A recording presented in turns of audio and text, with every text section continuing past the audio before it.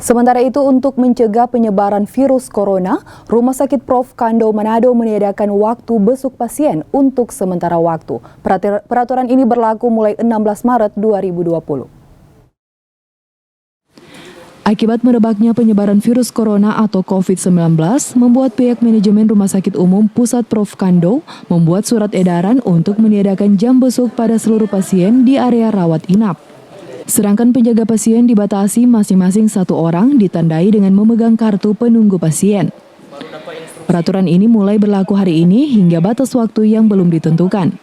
Ya, biasakan kalau misalnya kita ada jam-jam kunjungan di jam 11, kemudian ada jam kunjungan di jam 5, nanti kita akan membuat surat edaran agar supaya itu dihentikan dulu untuk waktu yang belum bisa ditentukan.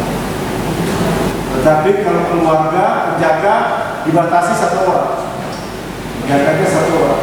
Itu untuk meminimalisasi atau upaya-upaya jangan sampai penyebarannya itu betul-betul ini, ya, tidak terkendali. Upaya-upaya pencegahan.